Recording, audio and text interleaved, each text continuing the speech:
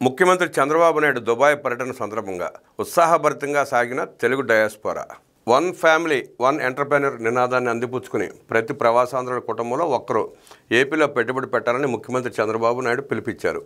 జన్మభూమి కర్మభూమి సిద్ధాంతాన్ని అందిపుచ్చుకుని రెండు దేశాల అభివృద్ధికి తోడ్పడాలని సూచించారు. దుబాయ్లోని లీ మెరిడియన్ హోటల్లో నిర్వహించిన తెలుగు డయాస్పోరా కార్యక్రమానికి సీఎం చంద్రబాబు హాజరయ్యారు. తెలుగు డయాస్పోరా కార్యక్రమానికి అనూహ్య స్పందన లభించింది. 10 గల్ఫ్ దేశాల నుంచి పెద్ద సంఖ్యలో తెలుగు ప్రజలు హాజరయ్యారు. యుఏఈ సహా Saudi Arabia, Kuwait, Oman, Bahrain, Qatar దేశాల నుంచి తెలుగు ప్రజలు పెద్ద ఎత్తున హాజరయ్యారు. సమావేశంలో ముఖ్యమంత్రి చంద్రబాబు ప్రసంగిస్తూ తెలుగు జాతికి తిరుగే లేదు, ప్రపంచంలో తెలుగు జాతి నెంబర్ 1గా తయారవుతుంది, ప్రపంచంలో ఎక్కడికి వెళ్ళినా తెలుగు ప్రజలు ఉన్నత స్థానంలో ఉండాలని ఆకాంక్షించాను. 30 ఏళ్ల ముందు ఐటీని ప్రోత్సహించాను. తెలుగు వాళ్ళు ఐటీ నిపుణులుగా ఇప్పుడు ప్రపంచమంతటా రాణిస్తున్నారు. సత్యనాదెళ్ల లాంటి తెలుగు వాళ్ళు మైక్రోసాఫ్ట్ కంపెనీకి ప్రస్తుతం సీఈఓగా ఉన్నారు. 2024 ఎన్నికల్లో కూటమి కోసం ప్రవాసాంధ్రులంతా తప్పించి గెలిపించారు. గల్ఫ్లోని 10 దేశాల నుంచి తరలివచ్చి తెలుగు డయాస్పోరాకు హాజరు కావడం ఆనందాన్ని కలిగిస్తోందని ముఖ్యమంత్రి చంద్రబాబు సంతోషం వ్యక్తం చేశారు. అబుదాబి, దుబాయ్లు ఆయిల్ ఎకానమీ నుంచి పర్యాటకం, నాలెడ్జ్ ఎకానమీ దిశగా నడుస్తున్నాయి. 1.5 లక్షల హోటల్ రూములతో ఆతిథ్య రంగానికి పెద్ద ఎత్తున ఆదాయాన్ని ఆర్జించి పెడుతోంది.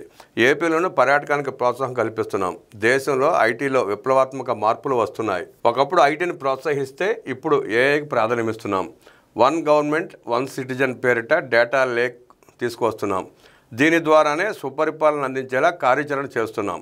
గతంలో హైదరాబాద్కు మైక్రోసాఫ్ట్ తీసుకువస్తే ఇప్పుడు ఏపీలోని విశాఖకు గూగుల్ తీసుకొస్తున్నాం. గూగుల్ విశాఖలో $15 బిలియన్ పెట్టుబడితో ఏఐ డేటా సెంటర్ ఏర్పాటు చేస్తోంది. దేశంలో క్వాంటమ్ వ్యాలీ ఉన్న ఏకైక ప్రాంతం కూడా ఆంధ్రప్రదేశ్ మాత్రమేనని ముఖ్యమంత్రి ఉద్ఘాటించారు. ఏపీలో ప్రతి ఇంటికి ఒక పారిశ్రామికతను తయారు చేసి లక్ష్యాన్ని సాధిస్తాం. ఐటీ, కమ్యూనికేషన్ల రంగంలో విప్లవాత్మక మార్పులను అందిపుచ్చుకుంటున్నాం. సాంకేతికత ద్వారా పాలన అందించేలా వాట్సాప్ ద్వారా 730కి పైగా పౌర సేవలు అందిస్తున్నాం. స్పీడ్ ఆఫ్ డూయింగ్ బిజినెస్ ద్వారా పెట్టుబడులు ఆకర్షిస్తున్నాం. వారవకల్లో డ్రోన్ సిటీ ఏర్పాటు కాబోతోంది. త్వరలో ఇక్కడ నుంచే దుబాయ్కి అవసరమైన ఎయిర్ ట్యాక్సీలు తయారు చేసే రోజు వస్తుంది. దుబాయ్ లాంటి దేశాలు మన దేశం నుంచి బంగారం కొని ఆభరణాలుగా చేసి మళ్లీ మనకే విక్రయిస్తున్నారు. ఈ తరహా నాణ్యమైన ఉత్పాదక ప్రక్రియలను మన పారిశ్రామికతలు చేపట్టాలి. హెల్తీ, వెల్తీ, హ్యాపీ ఏపీ విధానంతో స్వర్ణాంధ్ర లక్ష్యాన్ని సాధించడానికి కృషి చేస్తున్నాను. ప్రవాసాంధ్రుల కోసం బీమా కార్యక్రమం ప్రారంభిస్తున్నాం. 10 లక్షల రూపాయల వరకు అందరికీ బీమా కల్పించేలా కార్యక్రమం చేపట్టాం.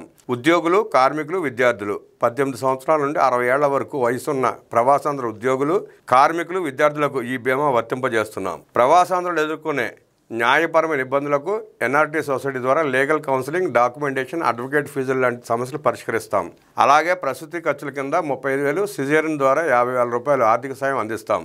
ఏపీలో వన్ ఫ్యామిలీ వన్ ఎంటర్‌ప్రెన్యూర్ అని ఏపీలో పిలుపునిచ్చాం. ప్రవాసాంధ్రులు రాష్ట్రంలో ఒకరు పరిశ్రమ పెట్టండి, దీనికోసం ఓ వ్యవస్థ ఏర్పాటు చేస్తాం. దుబాయ్లో ఇంత పెద్ద ఎత్తున తెలుగువారు తరలివచ్చి ఏ నాయకుడికి దక్కని గౌరవాన్ని అందించిన ప్రవాసాంధ్రులకు ధన్యవాదాలని ముఖ్యమంత్రి వ్యాఖ్యానించారు.